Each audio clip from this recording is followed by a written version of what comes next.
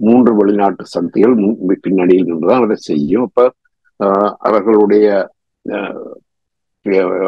பணம் தான் அங்கு விளையாடும். இப்ப கேஸ் சிலிண்டர்கள் கேஸ் இல்லை, கேஷ் தான் இருக்குது.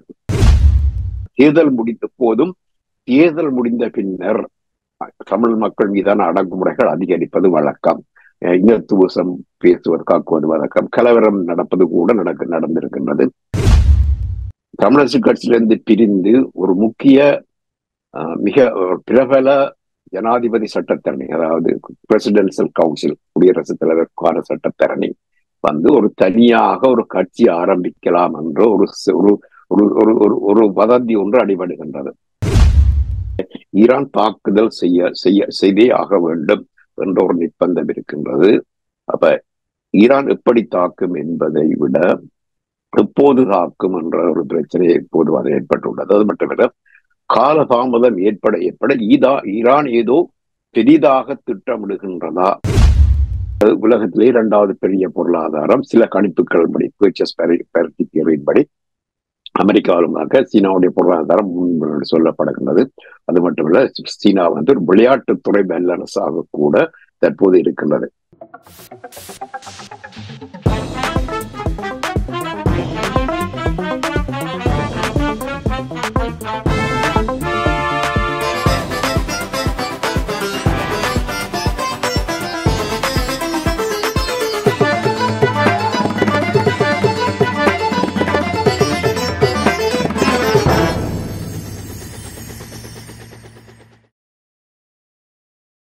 உயிரோடை தமிழோடு இணைந்திருக்கிறீர்கள். ILC தமிழ். உயிரோடை தமிழில் அன்பர்களே, உலக நகர்வுகள் வாரந்தோறும் ஒவ்வொரு செவ்வாய் பிரித்தானிய நேரம் 8 மணி பிரதான செய்திகளை தொடர்ந்து உயிரோடை தமிழில் இடம்பெறுகின்றது உலக நகர்வுகள். இந்த நிகழ்ச்சியில் எங்களோடு ஆய்வாளர் வேல்தர்மார்கள் இணைந்து உலக நகர்வுகளை அவதானித்து உயிரோடை தமிழ் அன்பர்களுக்கு எடுத்து வரும் நிகழ்ச்சியாக உலக நகர்வுகள் அமைகிறது. கலையத்தில் வேல்தர்மார்கள் இணைந்திருக்கின்றார். வணக்கம் வேல்தர்மார்களே. வணக்கம் தனாஞானி. வணக்கம். உலக நகர்வு நிகழ்ச்சியில் நாங்கள் முதலில் இலங்கை தீவில் நடைபெற இருக்கின்ற அரசு தலைவருக்கான தேர்தல் தொடர்பான விடயங்களை பார்ப்போம். 39 வேட்பாளர்கள் அங்கே பதிவிட்டிருக்கிறார்கள் வேட்பாளர்களாக. இது நான் நினைக்கிறேன் உலகத்திலே இதுதான் ஒரு சாதனை படைக்கின்ற அரசு தலைவருக்கான தேர்தல் என்று நம்புகின்றேன். தமிழர் தரப்பை பொறுத்த மட்டில் இதுவரை காலமும் பலவிதமான வகையில் இந்த அரசு தலைவருக்கான தேர்தலை கையாண்டார்கள். இந்த தேர்தல் 2024ஆம் ஆண்டு நடைபெற இருக்கின்ற இந்த தேர்தலில் 39 வாக்காளர்கள் இருக்கின்ற இந்த தேர்தலில், அரசு தலைவருக்கான தேர்தலில் தமிழ் மக்கள் இலங்கை தீவில் நடைபெற இருக்கின்ற நாடாளுமன்ற தேர்தலை எப்படி எதிர்கொள்ள வேண்டும் என்று நீங்கள் கருதுகிறீர்கள்? 39 தேர்தல் என்று சொன்னீர்கள். அலிபாபா என்ற கணக்கில் 2 குறைவு என்றான் சொல்ல வேண்டும். மற்றது ஒரு வேட்பாளர் மேலதிகமாக ஒரு வேட்பாளர் வரும்போது பல மில்லியன் ரூபாய்கள் இலங்கை அரசுக்கு செலவு அதிகரிக்கும் சொல்லப்படுகிறது. இப்ப இலங்கை அரசின் மீது பொருளாதார தாக்குதல் செய்வதாயின் இன்னொரு மேலதிகமாக ஒரு 40 வேட்பாளர்களை நாங்கள் நிறுத்தியிருக்கலாம்.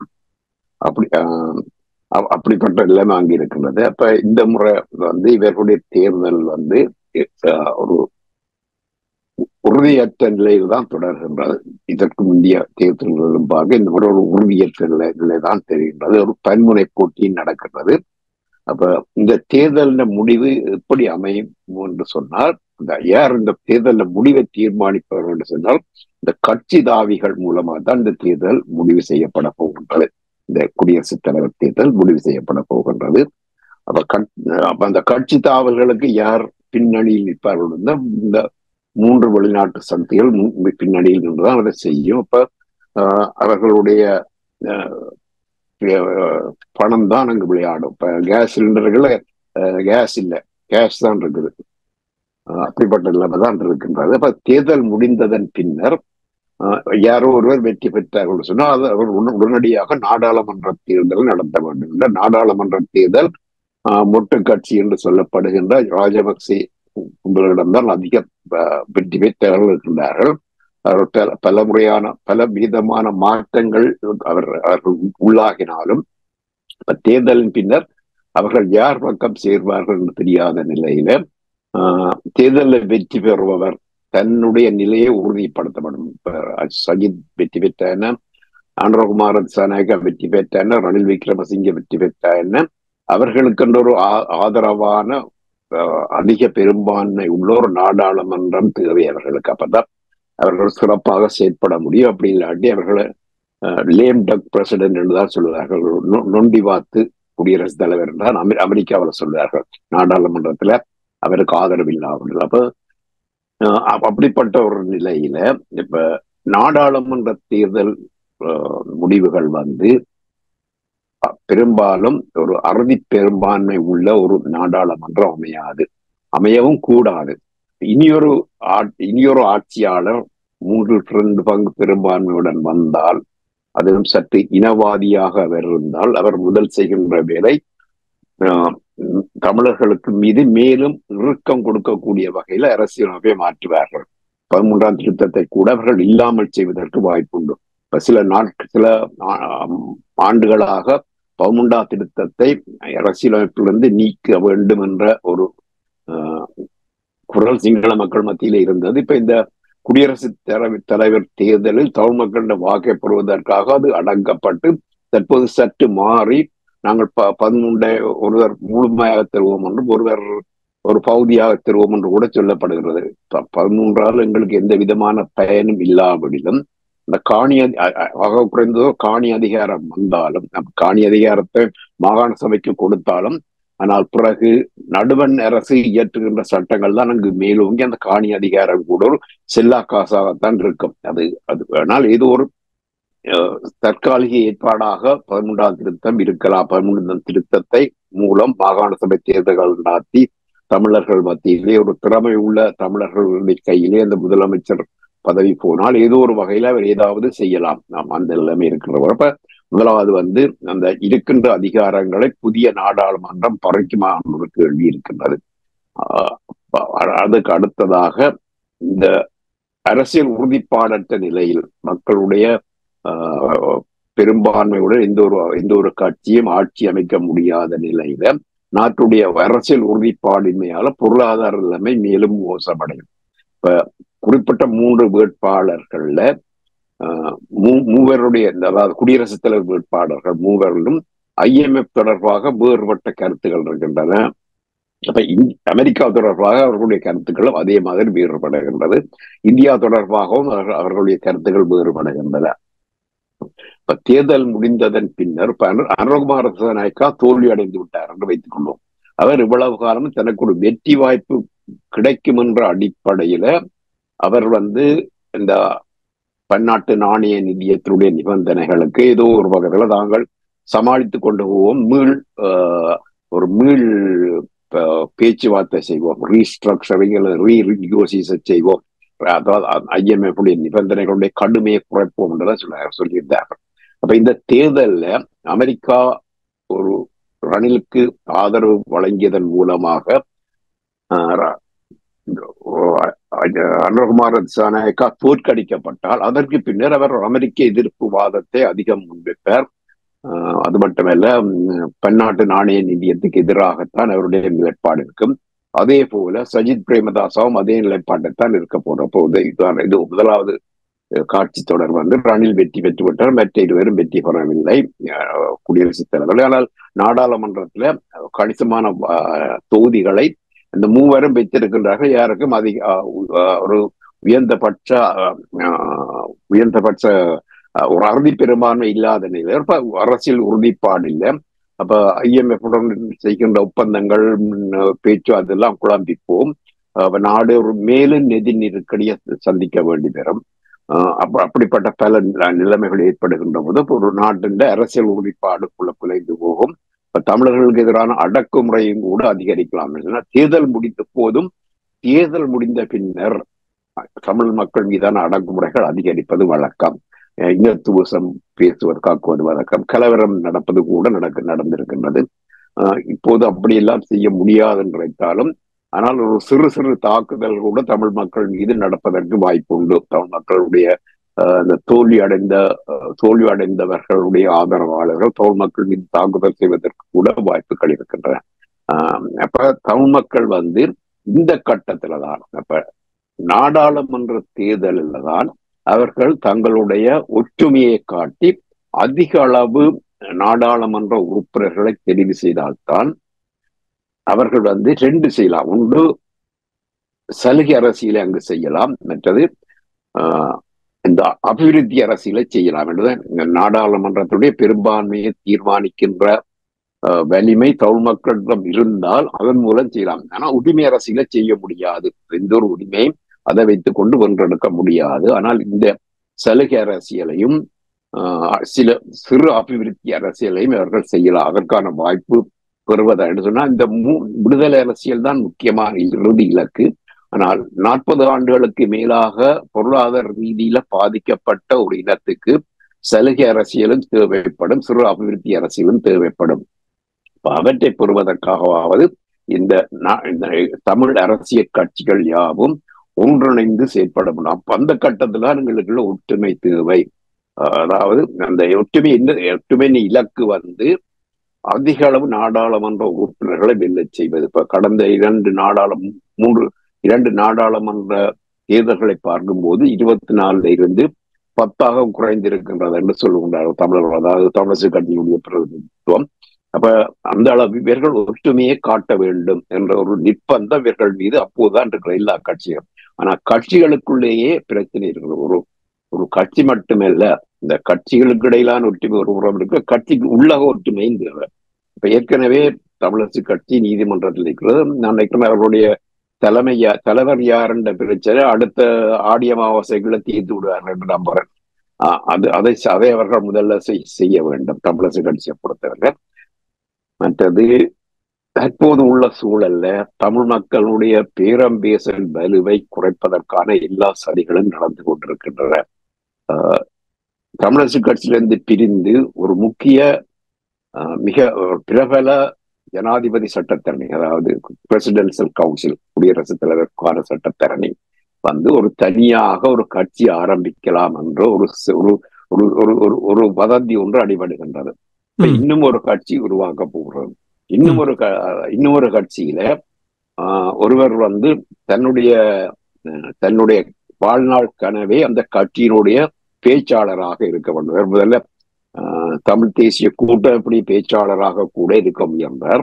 ஆனா அவர் நினைக்கின்றார் தான் தனது கட்சியில உள்ளவர்களோட ஒப்பிடுகையில தான் அதிகம் படித்தவர். பட்டுக்கோட்டை யப்னா கொடுக்க படிக்கிறான், பேங்கில வேலை செய்தான், ஆங்கிலம் கதைப்பேன். இப்ப நான் தனக்குரிய இடம் அங்கு கொடுக்கப்படவில்லை என்று அவர் சற்று அதிருப்தியுடன் இருக்கின்றார். அப்ப அவர் கூட இன்னும் ஒரு கட்சியை உருவாக்கலாம். அப்ப எல்லாம் ஒரு ஒட்டுமொத்தத்துல பார்க்கின்ற போது பல பிளவுகள் இப்ப சென்ற தேர்தல்ல முட்டுவ கட்சி, அதாவது ராஜபக்ச கட்சி கூட வடக்கு கிழக்குல இருந்து வேட்பாளர்கள் தெரிவு செய்யப்பட்டார்கள். அது நம்ப முடியாமல் இருக்கின்றது. முதலாவதாக விஜயகலா மகேஸ்வரன் வந்த போதே பெரும் பிரச்சனைகள் வந்தது. எல்லா தெற்கு கட்சி உண்டு, சிங்கள கட்சி உண்டு, யாழ்ப்பாணம் மாவட்டத்துல வெற்றி பெற்று விட்டது. அப்ப அப்படிப்பட்ட நிலைமைகள் வருவதற்கான வாய்ப்புகள் தான் அதிகம் இருக்கிறது. அதில் தான் இவர்கள் அதிகம் கவனம் செலுத்த ஒழுமையொழிய இந்த குடியரசுத் தலைவர் தேர்தல்ல யாரை வெல்ல வைக்கிறது அல்லது யாரை தோற்கடிக்கிறது அதெல்லாம் வெளிநாட்டு சக்திகளுக்கு உகந்ததாகத்தான் இருக்கும், மொழி எங்களுக்கு உகந்ததாக அமையாது. ஆனால் இப்ப பொது தேர்தல் என்று வரும் பொழுது இந்த உயிரோடை தமிழிலே நாங்கள் இப்ப 15 ஆண்டுகளுக்கு மேலாக உரையாடி கொண்டு வருகின்றோம். ஒரு குறிப்பிட்ட விடயத்துக்கு கட்சிகள் இணையக்கூடாது, எல்லாம் இணைந்து ஒரு கட்சியாக வர தேவையில்லை.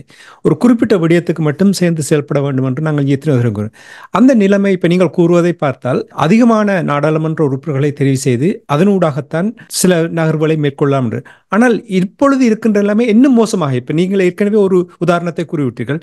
தமிழ் தேசிய மக்கள் முன்னணி எடுங்கள், அங்கே காண்டிபன் அந்த கட்சியிலிருந்து விலகி சென்று விட்டார் என்ற செய்தி, மணிவண்ணன் விலகி சென்று விட்டார் என்ற செய்தி, கஜேந்திரகுமார் பொன்னம்பலம் நோய்வாய்ப்பட்டிருக்கின்றார் நிலைமை, கஜேந்திரன் செல்வராஜ் அவர் ஒருவர்தான் நாடாளுமன்ற உறுப்பினராக இருக்கிறார். இவர்கள் சரியான கொள்கை திட்டங்கள் இல்லாமல் இப்படியே செயல்பட்டுக் கொண்டிருந்தார்கள். இப்ப நீதியரசர் நினைக்கிறேன் இந்த ஆண்டோடு அவர் ஓய்வு பெற வேண்டும். இல்லை என்றால் என்னை பொறுத்த மாட்டேன், இங்கே தொடர்ச்சியாக நாங்கள் கூறிக்கொண்டு வருவது 18 நாடாளுமன்ற உறுப்பினர்களும் ஓய்வு பெற வேண்டும்.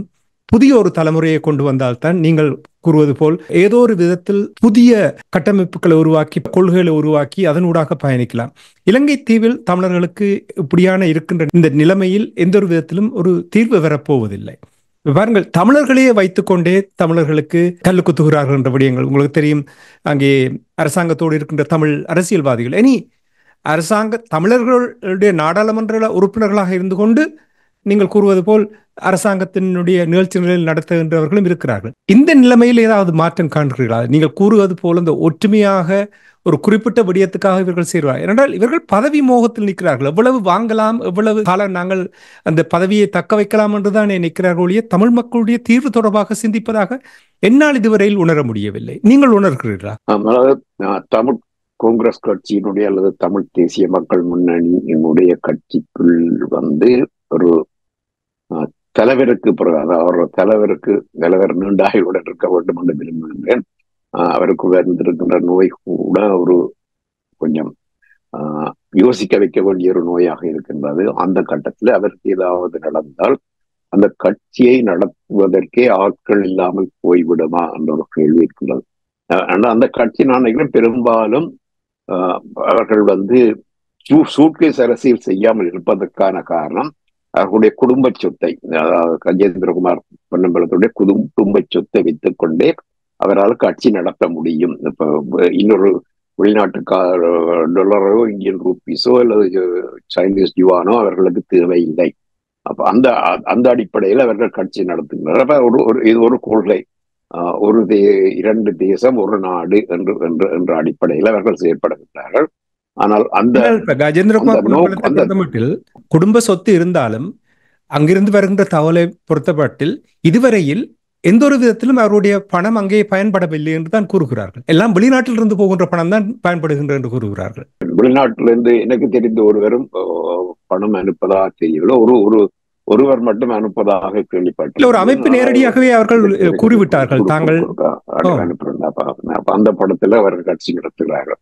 அப்ப அதை வைத்த அவர்கள் தங்களுடைய கட்சி நடத்துகிறார்கள். தனிப்பட்ட ரீதியில கஜேந்திரகுமார் பொன்னம்பலத்துக்கு இந்த டாலரோ இந்தியன் ரூபீஸோ தேவையில்லை.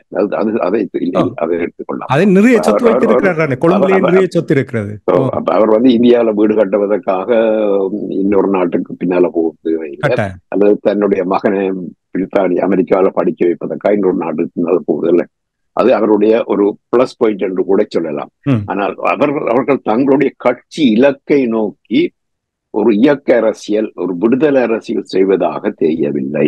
அப்ப அதற்கு காரணம் இன்னொரு காரணம் உங்களுக்கு தெரியும். கடந்த தேர்தலில் நீங்கள் பார்த்தீர்கள் என்றால் மணிவண்ணன் ஒரு எனியில் என்று முன்னிலையில் வரக்கூடிய வகையில் அவருடைய செயல்பாடுகள் இருந்தது.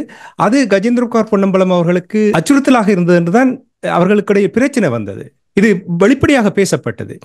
அப்ப இங்க பாருங்கள், அப்ப பதவியும் கதிரைக்கும் கட்சியும் உசுப்பல் அரசியலையும் செய்து கொண்டிருந்தால் எவ்வாறு மக்களுடைய அரசியல், எத்தனை மக்களை போய் சந்தித்திருக்கிறார்கள் இதுவரையில்? அண்மையில் ஒரு காணொளி பார்த்தேன். அவர்கள் ஏதோ மக்கள் மத்தியில சென்று தேர்தலை புறக்கணிவது போல தாங்கள் பரப்புரை செய்வதாக சொல்கின்றார்கள்.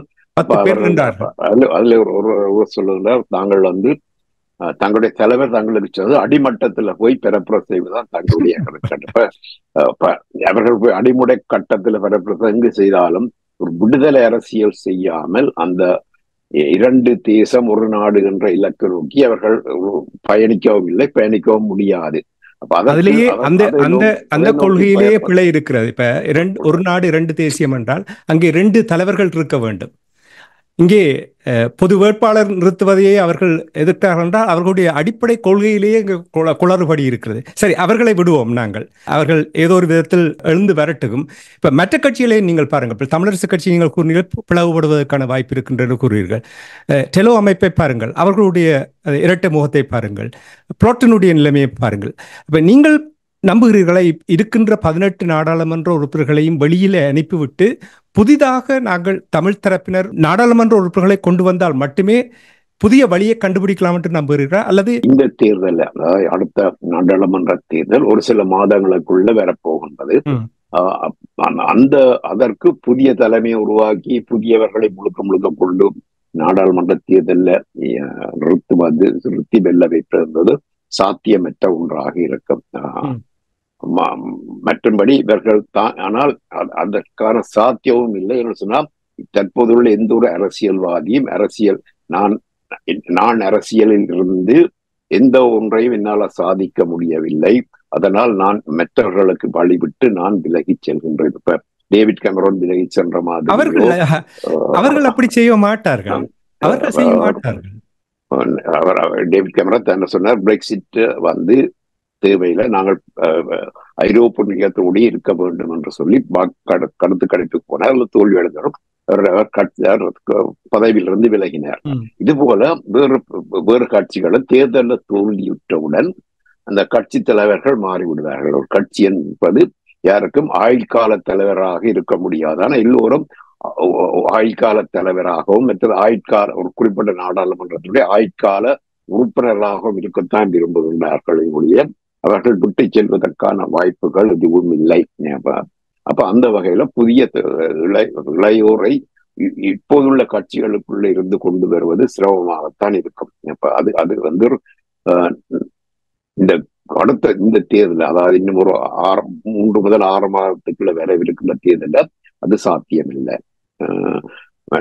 மற்றது தற்போதுள்ள அரசியல்வாதிகள் வந்து தமிழ் நாடாளுமன்ற உறுப்பினருடைய மொத்த எண்ணிக்கை குறையாமல் இருக்கலாம், அது தொடர்ந்து பெறலாம். ஆனால் தமிழ் பிரதேசங்களுக்குள்ள சிங்கள பேரினவாத கட்சிகளுடைய நாடாளுமன்ற உறுப்பினர்கள் தெரிவு செய்யப்படுவது வந்து இப்ப தமிழ் தேசியத்துக்கான அந்த குரலை வந்து நசுக்கி கொண்டே போகும். அதற்கான சமமான வாய்ப்புகள் இருக்கு என்று கூறினாலே, கடந்த தேர்தலில் அடுத்த தேர்தல் வரும் பொழுது தமிழ் பகுதியில் சிங்களவர் ஒருவர் வெற்றி பெறுவதற்கான வாய்ப்பை இவர்கள் தமிழர்கள்லாம் ஏற்படுத்தி கொண்டிருக்கிறார்கள். ஏற்கனவே கிழக்கு மாகாணத்துல அது நடந்து கொண்டிருக்கிறது. சொல்லக்கூடிய பாம்பாறை கொண்ட மாகாணத்துல தமிழர்கள் பெரும்பான்மையான உள்ளடங்கள்ல கூட சிங்களவர்களுக்கான அல்லது வேறு இஸ்லாமியர்களுக்கான வெற்றி வாய்ப்பு தான் அதிகரித்துள்ளது. மற்றது இந்த முக்கியமான ஒரு பேரம் பேசல் செய்ய வேண்டும். வடக்கு கிழக்கு ஆளுநர்களை, வடக்கிலோ கிழக்கிலோ ஆளுநர்களை நியமிப்பதில் மிக மிக கவனமாக இருக்க வேண்டும். இப்ப ஜீவன் தொண்டமானுடைய செயற்பாடு வந்து அதை எங்களுக்கு திட்ட தெளிவாக காட்டுகின்றது. அவரை பற்றி நாங்கள் தற்போது கதைக்காமல் விடுவோம் என்று சொன்னால், ஒரு இனங்கள், ஒரு தமிழினம் என்று ஒன்றுபட்ட ஒரு இனமாக இருக்க வேண்டும் என்பது எல்லாவற்றும் முக்கியம். தேர்தலில் ஒன்றுபடுதல் மட்டுமல்ல, இனமாக நாங்கள் ஒன்றாக இருக்க வேண்டும். அதுக்காகத்தான் தற்போது பல முயற்சிகள் நடந்து கொண்டிருக்கின்ற ஒரு தேசமாக திரள வேண்டும் என்ற அப்ப புதிய நாடாளுமன்றத்துல தமிழ் மக்களுக்கு ஒரு கணிசமான உறுப்பினர் எண்ணிக்கை இருந்து அந்த ஆட்சியிலே அவர்கள் ஒரு காட்சியினுடைய முடிவுகளை மாற்றக்கூடிய வகையில் இருந்தால்தான் வடக்கு கிழக்குல தமிழர்களுக்கு நன்மை செய்யக்கூடிய ஆளுநர்களை நியமிக்க முடியும். அப்ப அந்த அடிப்படையில அந்த விஷயத்துல நாங்கள் மிகவும் கவனமாக இருக்க வேண்டும். உண்மை, அடிப்படை மாற்றங்கள் ஏற்படவில்லை என்றால் இன்னும் 5 ஆண்டுகளுக்கு தமிழ் மக்கள் இந்த நிலை, இப்பொழுது இருக்கின்ற நிலையிலிருந்து பின்னே போவதற்கான வாய்ப்பு தான் இருக்கு, முன்னகர்ந்து செல்வதற்கான வாய்ப்புகள் இல்லை. ஏதாவது ஒரு மாற்றத்தை அங்கிருப்பவர்கள், இப்போ இந்த சிவில் சமூகம் பொது கட்டமைப்பு உருவாக்கி இருக்கிறார்கள், அதனூடாக புதிய மாற்றங்களை கொண்டு வரவில்லை என்று சொன்னால் தமிழ் மக்கள் இந்த நிலையிலிருந்து மாறப்போவதில்லை என்பதைத்தான் இந்த நேரத்தில் கூறலாம். என்னவோ தொடர்ச்சியாக பேசும் பொழுது அங்கே மாற்றங்கள் வந்து கொண்டிருக்கின்றது. அந்த மாற்றங்களூடாக ஒரு மாற்றம் வரலாம் என்று நாங்கள் பார்ப்போம். இலங்கை தீவில் நடைபெற இருக்கின்ற அரசு தலைவருக்கான தேர்தல் தொடர்பான விடயங்களை இப்பொழுது நிறுத்தி கொண்டு, இனி இஸ்ரேல் பாலஸ்தீனத்துக்கு இடையிலான போர். இந்த போரில் உங்களுக்கு தெரியும், கடந்த 10 மாதங்களாக போரினுடைய கட்டுப்பாடு இல்லாமல் பொருளாதார நெருக்கடிகள் வந்து போர் தொடர்ந்து பிராந்திய போராக விரிவடையலாம் என்ற விதத்தில் பேசப்படுகின்றது. உங்களுக்கு தெரியும், குறிப்பாக ஒரு சில மாதங்களுக்கு முன்னதாக இஸ்ரேல் சிரியாவில் உள்ள ஈரானுடைய தூதுவரத்துக்கு சென்று அங்கே தாக்குதல் நடத்தி அங்கே கொல்லப்பட்ட விடயங்கள், அதை தொடர்ந்து உடனடியாக ஒரு சில மாதங்களுக்குள் ஈரான் 300 ட்ரோன்ஸ்களை அனுப்பிய சம்பவங்கள் நாங்கள் பார்த்திருக்கின்றோம். சமீபத்தில் ஹமாஸினுடைய அரசியல் தலைவர் இஸ்மாயில் ஹனியே அவர்களை ஈரானுக்குள் வைத்து படுகொலை செய்த சம்பவங்களையும் இப்போ 3-4 வாரங்களுக்கு முன்னதாக பார்த்திருக்கின்றோம். பலராலும் எதிர்பார்க்கப்படுகின்றது ஈரான் நிச்சயமாக பதிலடி கொடுப்பார்கள் என்று எதிர்பார்க்கின்றார்கள். இஸ்ரேல் ஈரான் மீது முன்கூட்டியே தாக்குதல் செய்வார்களா? ஈரானுக்கு முதல் இஸ்ரேல் தாக்குதல் செய்யும் என்று நீங்கள் நம்புகிறீர்களா? இஸ்ரேல் வந்து ஈரானில் வைத்து ஹமாஸ் அமைப்புடைய தலைவரை கொண்டதும், ஹிஸ்புல்லாவுடைய முக்கிய ஒரு தலைவரை லெபனானில் வைத்துக் கொண்டதும் ஈரானை பொறுத்தவரை ஒரு பெரிய அடி. இது நடந்த ஒரு சில வாரங்கள் தான் இருக்க, 3 மாதம். அப்ப அதன் பின்னர் இஸ்ரேல் மீது ஈரான் தாக்குதல் நடாத்தும் என்ற ஒரு பேச்சு இருந்து கொண்டே இருக்கின்றது. அப்ப அதுக்கு வந்து தாமதம் ஏற்பட்டு கொண்டிருப்பது ஒரு எல்லோரையும் ஒரு ஆச்சரியத்தில் ஏற்படுத்துகிறது. அப்ப தாமதம் ஏற்படுவதால் இந்த ஐரோப்பிய ஒன்றியம் மற்றது அமெரிக்கா, பிரித்தானியா ஆகிய நாடுகள் ஈரான் மீது அழுத்தத்தை பிரயோகிக்கின்றன. எந்த ஒரு தாக்குதலும் தாக்குதலும் செய்யக்கூடாது என்று. ஆனா ஈரான் அப்படி தாக்குதல் செய்யாவிட்டால் உள்நாட்டில பெரிய பிரச்சனை இருக்கும். இப்ப ஈரான் தாக்குதல் செய்தே ஆக வேண்டும் என்ற ஒரு நிர்பந்தம் இருக்கின்றது.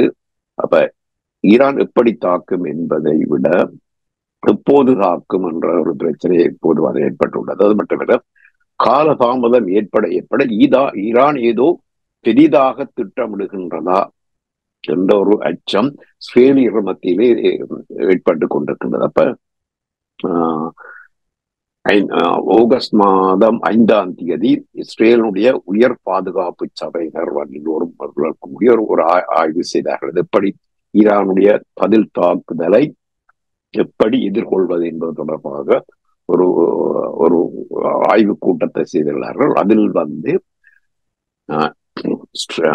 ஈரான் மீது ப்ரீஎம்ப்டிவ் ஸ்ட்ரைக் என்று சொல்றார்கள். அதாவது ஒரு எதிரி எங்களை தாக்க போகிறார் என்று அறிந்தவுடன் எதிரி மீது தாக்குதல் செய்வது என்ற ஒரு முடிவை அவர்கள் எடுத்திருக்கலாம் என்று ஆஸ்திரேலிய ஊடகம் ஒன்று தகவல் வெளியிட்டது. இந்த 1967 நடந்த 6 நாட் போர்ல மிகப்பெரிய தயாரிப்புகளுடன் அப்போது எகிப்து, சிரியா, ஜோர்டான் ஆகிய நாடுகள் மேலும் பல நாடுகள் இணைந்து இஸ்ரேல் மீது தாக்குதல் நடத்த திட்டமிட்ட போது இஸ்ரேல் அதை முன்கூட்டியே அறிந்து கொண்டு எகிப்தினுடைய மற்றது சிரியாவுடைய விமான தளங்கள் மீது தாக்குதல் நடத்தி அவர்களுடைய விமானப்படைகளை பெருமளவு அழித்து அவர்களுடைய திட்டத்தை முறியடைத்தது. அதாவது ப்ரீஎம்ப்டிவ் ஸ்ட்ரைக்கின் மூலம் தான் முறியடைத்தது.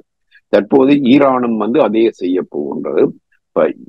ஈரான் தனது நாட்டிலிருந்து தாக்குதல் செய்யலாம், ஈராக்கிலிருந்து தாக்குதல் செய்யலாம், சிரியாவிலிருந்து தாக்குதல் செய்யலாம், லெபனான்ல இருந்து தாக்குதல் செய்யலாம், ஏமன்ல இருந்து தாக்குதல் செய்யலாம். இப்ப 5 இடங்கள் இருக்கின்றன. 5 இடங்கள்ல இருந்தும் தாக்குதல் செய்யலாம். அப்படி 5 இடங்களிலிருந்து ஒரே அடியாக பெருமளவு ஏவுகணைகள், எறிகணைகள், ஆளிலிகள் மூலம் ஆளில்லா விமானங்கள் மூலம் தாக்குதல் செய்தால்தான் இஸ்ரேலுடைய வான் பாதுகாப்பு முறைமையை முறியடித்து கொண்டு போய் இஸ்ரேலுடைய படையினருக்கு பெருமளவு இழப்பை ஏற்படுத்த முடியும். அல்லது ஒரு ஆக குறைந்தது ஒரு இஸ்ரேலிய அமைச்சரையாவது கொன்றால்தான் அதற்கான சரியான விலை இஸ்ரேல் கொடுத்ததாக முடியும். அப்படிப்பட்ட ஒரு தாக்குதலை செய்வதற்கு ஈரான் தயாராகின்றதா அல்லது சென்ற போல ஒரு குறியீட்டு ரீதியான தாக்குதல், தாங்கள் தாக்குதல் செய்ய போகிறோம் என்று சொல்லி அறிவித்து விட்டு செய்கின்ற தாக்குதலாக இருக்குமா என்று தெரியவில்லை. ஆனால் அடுத்த தாக்குதல் பெரிதாக இருக்கும் என்று இஸ்ரேல் முன்கூட்டியே தன்னுடைய உளவு துறையினர் மூலம் அறிந்து கொண்டால் இஸ்ரேலால் அறியவும் முடியும். அப்ப எந்தெந்த இடத்திலிருந்து தாக்குதலுக்கு இவர்கள் தயாராகின்றாரோ அந்தந்த இடங்களில் இஸ்ரேல் தன்னுடைய தாக்குதலை செய்ய முடியும். அப்ப அதுல முக்கியமானது என்று சொன்னா, இப்படிப்பட்ட தாக்குதல்களை செய்வதற்கு ஜோர்டான் மற்றது சவுதி அரேபியா போன்ற நாடுகளுடைய ஒத்துழைப்பு இஸ்ரேலுக்கு தேவைப்படும். அதை அவர்கள் மறைமுகமாக செய்தால்தான் இஸ்ரேலுடைய தாக்குதல், அதாவது முன்கூட்டியே செய்யப்படுகின்ற தாக்குதல் வெற்றி அளிக்கும். இப்ப இஸ்ரேல் தன்னுடைய விமானங்களை அனுப்பித்தான் ஈரான் மீது தாக்குதல் செய்ய முடியும், அல்லது தொலைதூர ஏவுகணைகள் மூலம் தாக்குதல் செய்ய முடியும். அப்படி செய்கின்ற போது இடையில ஏதாவது பிரச்சனை வந்தால், எரிபொருள் வேலை அல்லது அவசர தரையிறக்கம் அந்த இடையில உள்ள இந்த குறிப்பிட்ட நாடுகள்ல இஸ்ரேலிய விமானங்கள் போய் தரையிறங்குவதற்கு வசதி செய்து இருந்தால்தான் ஒரு சிறந்த தாக்குதலை இஸ்ரேலால செய்ய முடியும். மற்றது துருக்கி இதுல இருந்து விலகி இருக்க வேண்டும். இந்த ஈரானுக்கு ஆதரவாக துருக்கி ஒரு நிலைப்பாட்டை எடுக்காமல் இருந்தால்தான் இஸ்ரேலுடைய தாக்குதல் வெற்றி அளிக்கும். துருக்கியும் தற்போது இஸ்ரேல் மீது ஒரு சினம் கொண்ட ஒரு நாடாக பதிலடி கொடுக்க வேண்டும் என்ற ஒரு நாடாக இருக்கின்றது. அது எவ்வளவு தூரம் ஈரானுடன் ஒத்துழைக்கும் என்று தெரியவில்லை. ஆனால் துருக்கி நேரடியாக இஸ்ரேல் மீது தாக்குதல் நடத்த மாட்டாது என்று சொல்லலாம். மற்ற நாடுகள், இப்ப சிரியா இந்த ஒரு போர்ல ஈடுபட விரும்பவில்லை, சிரிய அரசு விரும்பவில்லை. ஆனால் சிரியாவில் உள்ள ஈரானிய ஆதரவு படைக்கல குழுக்கள் இஸ்ரேல் மீது தாக்குதல் நடத்துவதற்கு சிரிய அரசு கட்டாயம் அது நிச்சயம் அனுமதி அளிக்கும். லெபனானிலும் அது நடப்பதற்கான வாய்ப்புகள் உள்ளது. லெபனான்ல என்னதான் ஹிஸ்புல்லா வலிமையாக அரசாக இருந்தாலும், வலிமையான படைக்குழுவாக இருந்தாலும், அங்குள்ள அரசு ஒரு போரை விரும்பாத அரசாக இருக்கின்றது.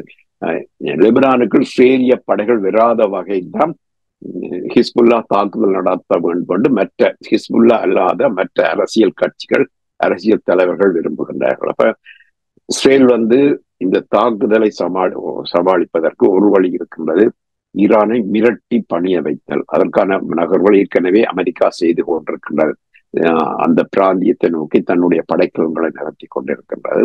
மற்றது பிரித்தானிய தலைமை அமைச்சர் இஸ்ரேலுடைய ஈரானுடைய புதிய குடியரசுத் தலைவருடன் தொலைபேசி மூலமாக பேசி அவரை பதில் தாக்குதல் செய்ய வேண்டாம் என்று ஒரு வலியுறுத்த, ஒரு மிரட்டல் கலந்த ஒரு வலியுறுத்தல் விடுத்ததாக கூட செய்திகள் வருகின்றன. அமெரிக்காவும் இப்படிப்பட்ட நகர்வுகளை செய்து கொண்டிருக்கின்றது. அந்த அடுத்த கட்டம் என்னன்னு சொன்னால், சீனாவினுடைய ரஷ்யாவுடைய ஆதரவு இவர்களுக்கு கிடைக்க. ரஷ்யா தற்போதைய சூழல்ல தன்னுடைய படையினரையோ படைக்கலங்களையோ ஈரானுக்கு ஆதரவாக நடத்த முடியாவிட்டாலும் பலஸ்தீனிய விடுதலை இயக்கங்களுக்கு தன்னுடைய ஆதரவுகளை வழங்குவதன் மூலம், தன்னுடைய நிதியுதவி, அரசுறவியல் உதவிகள் வழங்குவது, தொழில்நுட்பங்களை வழங்குவது, சிறிய படைக்கலங்களை வழங்குவதன் மூலம் இஸ்ரேல் மீது ஒரு தாக்குதலை செய்ய முடியலாம் என்று கூட கதைகள் இருக்கின்றன. ஆனால் இதுல முக்கியமான ஒன்றை கவனிக்கணும்னு சொன்னா, ரஷ்யாவுடைய அந்த ஆர்த்தடாக்ஸ் சர்ச் என்று சொல்லப்படுகின்ற மரபு வழி திருச்சபையும் யூதர்களுடைய மரபு வழி யூத மத திருச்சபைக்கும் இடையில நெருங்கிய உறவு இருக்கின்றது. எருசலேம் பாதுகாக்கப்பட வேண்டும் என்பது ரஷ்ய மத தலைவர்களுடைய விருப்பம். அதற்கு இஸ்ரேலை வைத்துக் கொண்டு அவர்கள் பாதுகாக்க விரும்புகின்றார்கள். அது மட்டுமல்ல, ரஷ்யாவுடைய அந்த மரபு வழி திருச்சபை புட்டின் மீது ஆதிக்கம் புட்டினை புட்டின் அவர்களுடைய சொல்லை கேட்டு நடப்பார். அந்த வகையில தான் இந்த உக்ரைன் போர்ல கூட இஸ்ரேல் விலகி இருப்பதற்கு அமெரிக்கா என்னதான் நிர்பந்தம் கொடுத்தும் இஸ்ரேல் உக்ரைன் போர்ல உக்ரைனுக்கு எந்த ஒரு உதவியும் செய்யாமல் இரகசியமா எதையும் செய்யலாம், ஆனால் பகிரங்கமா எதையும் செய்யாமல் இருப்பதற்கு காரணம். அப்ப இஸ்ரேல் ஈரானுக்கு கடுமையான ஆதரவை, ரஷ்யா ஈரானுக்கு பெரிய ஆதரவையோ, அதாவது இஸ்ரேலுக்கு பெரும் பாதிப்பு ஏற்படுத்தக்கூடிய ஆதரவை ரஷ்யா ஈரானுக்கோ அல்லது பலஸ்தீன விடுதலை இயக்கங்களுக்கோ வழங்க மாட்டாது என்பதை சொல்ல முடியும். அப்ப இஸ்ரேலை பொறுத்த வரையில ஒரு தற்போதுள்ள ஆட்சியாளர்கள் ஒரு தொடர்ச்சியான ஒரு போல் சூழல்ல நாட்டை வைத்திருக்க விரும்புகின்றனர். அப்பதான் அவர்கள் தங்கள் பதவியை தக்க வைத்துக் கொள்ளலாம். முன்கூட்டியே தாக்குதல் செய்தார். ஹமாஸினுடைய தலைவர் கொல்லப்பட்ட பின்பு பலராலும் எதிர்பார்க்கப்பட்டது ஈரான் உடனடியாக பதிலடி கொடுக்கும் என்று சொல்லி அமெரிக்கா, பிரித்தானியா, ஐரோப்பிய போன்ற நாடுகள் அவர்களிடம் வேண்டுகோளை முன்வைத்திருந்தார்கள். இந்த தாக்குதலை நடத்துவதை தவிர்த்துக் கொள்ளுங்கள் என்ற விதத்தில் அரசுறவியல் பேச்சுவார்த்தைகள் நடைபெற்றது என்றதெல்லாம் கேட்கக்கூடிய இருந்தது. இருந்தாலும் கூட அமெரிக்கா தன்னுடைய போர்க்கப்பலை அனுப்பிய பிராந்தியத்துக்கு தச்சு தவறி ஈரான் தாக்குதல் நடத்தினால் உதவி செய்வதற்காக. அப்ப இவர்கள் முன்கூட்டியே ஈரான் மீது தாக்குதலை மேற்கொண்டால் ஒரு பிராந்திய போராக வெடிக்கும் என்று நம்புகிறார். என்றால் ஆரம்பத்திலே கூறிக்கொண்டிருந்தார்கள் ஈரான், ஹூதி, ஹிஸ்புல்லா, ஈராக் இவர்கள் எல்லோரும் இணைந்து ஒரு கோஆர்டினேட்டட் அட்டாக் கொண்டே செய்வார்கள் என்று பேசிக் கொண்டிருந்தார்கள். அப்படி ஒரு நிலைமை வருமா? இவர்களுடைய அந்த பல்வேறு இயக்கங்களுடைய அந்த ஒன்றுபட்ட தாக்குதல், கோஆர்டினேட்டட் அட்டாக் ஒரு சில நாட்கள் தான் அது நீடிக்கும். தொடர்ச்சியாக ஒரு போர் நடந்தால்தான் அது ஒரு பிராந்திய போராக மாறும். பிராந்திய போராக மாறுவதால் ஈரானுக்கும் இஸ்ரேலுக்கும் இடையில நடக்கிற அந்த தாக்குதல் ஒரு 2 நாளும் மிக தொலைவில் இருக்கிறபடியால் அந்த தாக்குதல்கள் கூட ஒரு சில நாட்கள் தான் நடக்கக்கூடியதாக, ஒரு சில வாரங்கள் தான் நடக்கக்கூடியதாக, அல்லது ஒரு இரவுல முடியக்கூடியதாக. இப்ப பிராந்திய போராக அது மாறும். பாருங்கள், காசாவில் 10 மாதங்களாக போர் நடந்து கொண்டிருக்கின்றது.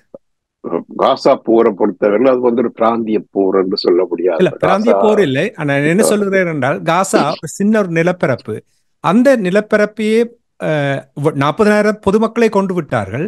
குன்றும் கூட அந்த போரை முடிவுக்கு கொண்டு வர முடியாமல் இருக்கிறார்கள். பிராந்திய போர் என்றேக்கள் நிச்சயமாக ஈரான் அவர்களுடைய படைக்கலன்கள், அவர்களுடைய பலம் அதிகமாகத்தானே இருக்க வேண்டும் இல்லையா?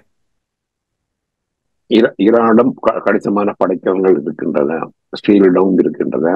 ஆனால் இஸ்ரேலுடைய உளவு திறன் தான் இந்த இதுவரை காலமும் அதை பாதுகாத்துக் கொண்டிருக்கிறது சொல்ல வேண்டும். பிராந்திய போராக பெறுவதன் ஒரு பிராந்திய போர் என்று சொன்னால் ஒரு குறிப்பிட்ட பிராந்தியத்தினுடைய பல்வேறு அரசியல் படைகள் போரில் ஈடுபடுவதுதான் அது பிராந்திய போர். மற்றது இருதரப்பு போர். இது காசா நிலப்பரப்பில் நடக்கிற போரே ஒரு நாட்டுக்குள்ள நடக்கிற போர் மாதிரி தான் பார்க்க வேண்டி இருக்கின்றது. காசா நிலப்பரப்பு இந்த பலஸ்தீன நிலப்பரப்புன்னு ஒரு பகுதி. பலஸ்தீன நிலப்பரப்பு இஸ்ரேலுடைய இறமைக்குள்ளான் இருக்கிற பலஸ்தீன நிலப்பரப்பு இறமை இல்லை. நீங்கள் சொல்வதை நான் ஏற்றுக்கொள்ளுகிறேன். ஆனால் காசா நிலப்பரப்பிலேயே இவர்களால் ஒரு சில மாதங்களுக்குள் முடிவுக்கு கொண்டு வர முடியவில்லை. 10 மாதங்கள் இழுத்து விட்டது. பிராந்திய போர் வந்துவிட்டால் நீங்கள் கூறினீர்கள் கணிசமான அளவு படைக்கலன்கள் ஈரானிடம் இருக்கின்றது என்று சொன்னால் நிச்சயமாக சிரியா இதில் ஈடுபடும்.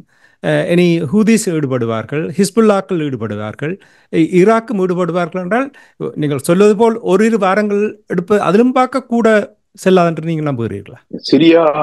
சிரிய அரச படைகள் முதல்ல போகாது, இஸ்ரேலோடு முதல்ல போகாதுன்னு நினைக்கின்றேன்.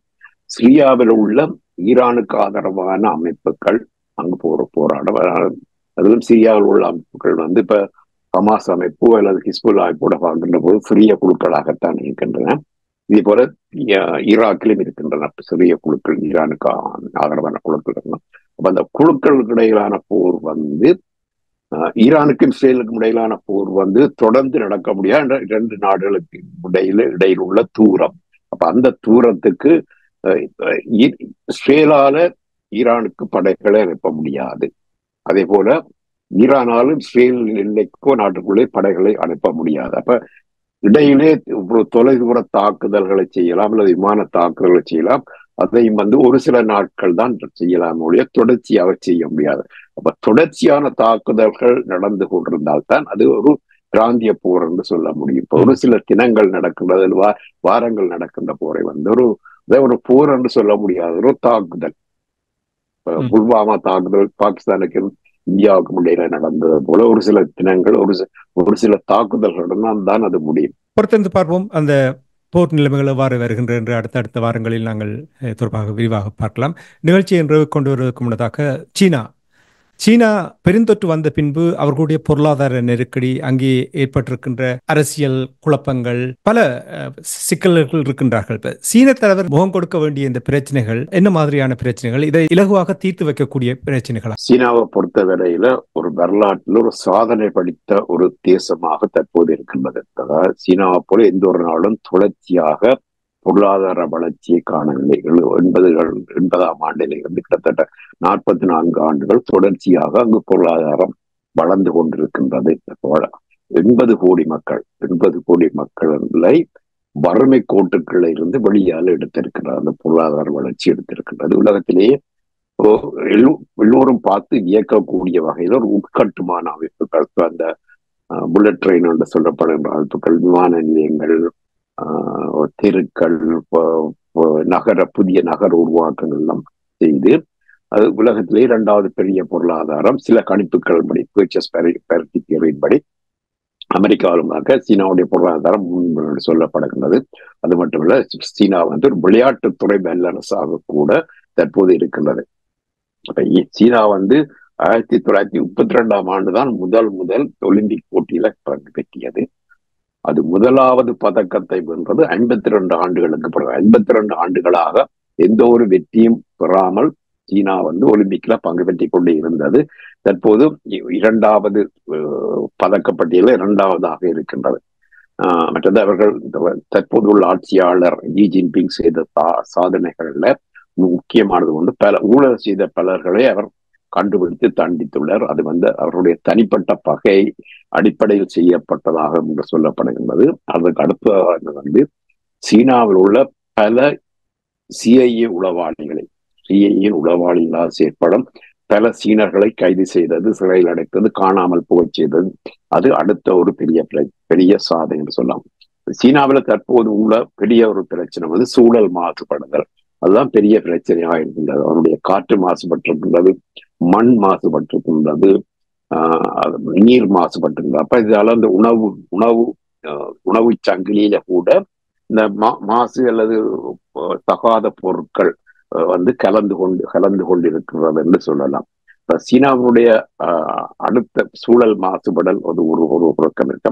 இப்ப சூழல் மாசுபடுதலை தவிர்ப்பதற்காக அது மின்சாரத்திலே எல்லாவற்றையும் இயக்குவது, எரிபொருளை இயங்காமல் மின்சாரத்துல கார்களை கூட மின்சார கார்களை உற்பத்தி செய்வது. இப்ப மின்சார கார்களை உற்பத்தி செய்வதற்கு அது வந்து பேட்டரி செய்ய வேண்டும், எலக்ட்ரிக்ல இயங்குற பேட்டரி. அந்த எலக்ட்ரிக்ல இயங்குற பேட்டரிக்கான அந்த மூலப்பொருட்கள் யாவும் நிலத்திலிருந்து எடுத்து சீனாவில் அது பெருமளவு அதை துப்புரவு செய்ய வேண்டும். அது துப்புரவு செய்கின்ற பிரச்சனை வந்து சூழலை மிகவும் மாசுபடுத்துகின்ற ஒரு செயல். ஒரு பக்கத்துல சீனா வந்து இந்த சூழல் மாசுபடுதலை பெட்ரோல்ல இருந்து பேட்டரிக்கு மாற்றுவதன் மூலம் செல்லும் போது பேட்டரி உற்பத்தியால் ஒரு மாசுபடுதல் வருகின்றது. சீனாவுடைய பொருளாதார பிரச்சனைக்கு முக்கியமான காரணம் அடுத்த சூழல் மாசுபடுதலுக்கு அடுத்ததாக தற்போது சீனாவிடம் உள்ள பொருளாதார பிரச்சனை. இந்த பொருளாதார பிரச்சனை பார்க்கின்ற முதலாவது சீனா வந்து அதிக அளவு ஏற்றுமதியில தங்கி இருக்கின்றது. சீன பொருளாதாரம் இப்ப ஒவ்வொரு நாட்டினுடைய உள்ளூர் மக்களுடைய கொள்வனவையும் அதனுடைய மொத்த தேசிய உற்பத்தியை ஒப்பிடுகின்ற போது அமெரிக்காவுடைய உள்நாட்டு மக்களுடைய கொள்வனவு வந்து மொத்த தேசிய உற்பத்தியினுடைய 69 விழுக்காடு. உலகத்திலே முதன்மை பொருளாதாரம் உள்ள எல்லா நாடுகளினதும் அந்த மக்களுடைய கொள்வனவு மொத்த தேசிய உற்பத்தியினுடைய 80 விழுக்காட்டுக்கு அதிகமாக இருக்கின்றது. பிரித்தானியாவிலே 64, இந்தியாவிலே 69 படி எல்லாம் அதிகமாக இருக்கின்ற போது சீனாவில மட்டும் சீனாவுடைய உள்நாட்டு மக்களுடைய கொள்வனவு வந்து மொத்த தேசிய உற்பத்தியுடைய 39 விழுக்காடாக இருக்கின்றது. அந்த சீனா மக்களுடைய கொள்வனவு சீனாவுடைய மக்களுடைய கொள்வனவு வந்து தொடர்ந்து குறைந்து கொண்டு போகின்றது அல்லது குறைந்து போகின்ற அபாயம் இருக்கின்றது. அதுக்கு முதலாவது காரணம் சீனர்கள் மத்தியிலே திருமணம் செய்வது குறைந்து கொண்டு போகின்றது, பிள்ளைகள் பெறுவது குறைந்து கொண்டு போகின்றது. அப்ப அதனால கொள்வனவும் குறையும். இப்ப திருமணம் செய்த கையோடதான் புது தம்பதிகள் தங்களுக்கு தேவையான பல பொருட்களை எல்லாம் வாங்குவார்கள். இப்ப ஒரு நாட்டுல திருமணங்கள் அதிகம் நடந்தால் கூட அந்த நாட்டுடைய பொருளாதார உற்பத்தி அதிகரிக்கும் என்று சொல்வார்கள். இப்ப சீனர்கள் வந்து திருமணம் செய்வதை ஒத்தி வைக்கின்றது கூட சீனாவுக்கு ஒரு பிரச்சனையா இருக்கின்றது. மற்றது அடுத்த பிரச்சனை வந்து சீனாவுக்கு வந்து உள்நாட்டு கடன் வந்து அதிகரித்துள்ளது. சீனாவுடைய உள்ளூர் ஆட்சி அரசுகளும் உள்ளூர் உற்பத்தியாளர்களும் பல பெருமளவு கடன்களை பெற்றுள்ளார்கள்.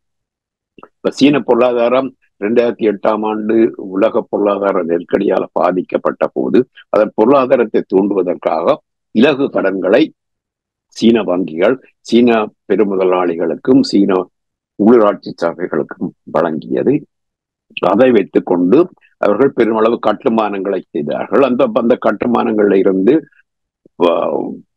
புதிய வருமானம் கிடைக்காதபடியால் ஒரு வீட்டை ஒரு பெரிய ஒரு பிளட்ஸ் தொகுதியை கட்டினால் அதுல இருந்து மக்கள் குடியிறங்கிறது வாடகை விட்டால்தான் அதற்காக வாங்கிய கடனை கொடுக்க முடியும். அப்ப அந்த வீட்டு கடன்கள் பெற்றவர்கள் யாரும் திருப்ப கொடுக்க முடியாமல் ஒரு பெரிய பிரச்சனை இருக்கிறார்கள்.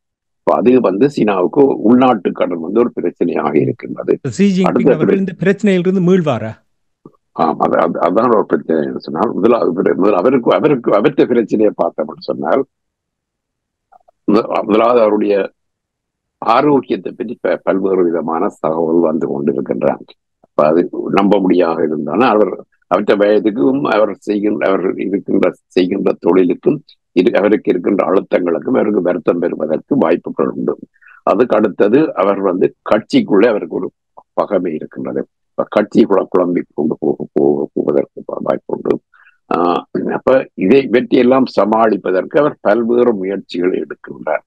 அது மட்டுமல்ல, அவருடைய அந்த பெல்ட் அண்ட் ரோட் இனிஷியேட்டிவ் வந்து பிழைத்து போய்விட்டது. தாய்வானை கைப்பற்ற வேண்டும் என்ற அந்த அவருடைய முழக்கம் வந்து தோல்வி அடைந்து விட்டது. மன்னிக்கும், இதுவரையில வெற்றி கொடுக்கவில்லை. 27ஆம் ஆண்டு வரை அதை நடக்கும் என்று கூட சொல்ல முடியாது. அப்ப அவர் வந்து ஒரு தோல்வி அடைந்து ஒரு ஆளாக அவர் சீன மக்கள் அவரை பார்க்க தொடங்கினால் அது அவரால் இந்த பிரச்சனை தீர்க்கப்பட முடியாமல் போகும். ஆனால் சீன பொதுவுடைமை கட்சி என்றது ஒரு மிகப்பெரிய ஒரு கட்டமைப்பு. அது சீன படையினருடன் இணைந்து செயற்படுகின்ற பின்னி பிணைந்த ஒரு கட்டமைப்பு. அப்ப அதற்குள்ளே அவர்கள் பெரிய மாற்றங்களை ஏற்படுத்தி இந்த சீன பொது உடைமை கட்டமைப்புக்கு தெரியும், மக்கள் தங்கள் மீது வெறுப்பு அதிகரித்தால் தங்களுடைய இடுப்பு இல்லாமல் போதும். அப்ப தலைமை மாற்றங்கள் மூலமாகவோ அல்லது இவர் பதவி விலகுகள் மூலமாக பார்த்தால் சீனாவுடைய பிரச்சனையை சமாளிக்க முடியும். ஜி ஜின்பிங்கே தொடர்ந்து பதவியில் இருந்து கொண்டு சமாளிக்க முடியாது. பல வெளியக அழுத்தங்கள் அவர்களுக்கு இடையில் இருக்கின்றது. அப்ப அவர்கள் ஒரு நல்ல வழியில பொது உடைமை கட்சியினர் சிந்தித்து செயல்பட்டால்தான் சீனா இந்த பிரச்சனைகளிலிருந்து விடுபடலாம். சவால்கள் இருக்கின்றன என்று கூறுவீர்கள், பொறுத்திருந்து பார்ப்போம். உலக ஒழுங்கு மாற்றத்தில் சீனாவினுடைய கை ஓங்கி நிற்கும் என்றெல்லாம் கூறுகிறார்கள். எவ்வளவு சவால்கள் அதிலிருந்து எவ்வாறு மீண்டு வர இருக்கின்றதை பொறுத்திருந்து பார்ப்போம். அடுத்த நிகழ்ச்சியில் விரிவாக பார்ப்போம். நன்றி வேல்தர்மா அவர்களே. இன்றைய உலக நகர்வு நிகழ்ச்சியில் இணைந்து இலங்கை தீவில் நடைபெற இருக்கின்ற அரசுத் தலைவருக்கான தேர்தல், இனி இஸ்ரேல் ஈரானுக்கு முதல் தாக்குதலை நடத்துவார்களா என்ற விடயங்களையும், இனி சீன தலைவர் எதிர்நோக்குகின்ற பிரச்சனைகளையும் உயிரோடை தமிழ் உறவுகளுக்கு எடுத்து வந்தமைக்காக அன்பர்கள் சார்பாக நன்றி கூறிக்கொண்டு மீண்டும் இன்னும் ஒரு உலக நகர்வு நிகழ்ச்சியில் இணைந்திருப்போம். அது வரைக்கும் நன்றி, வணக்கம் வேல்தர்மா அவர்களே. நன்றி, வணக்கம்.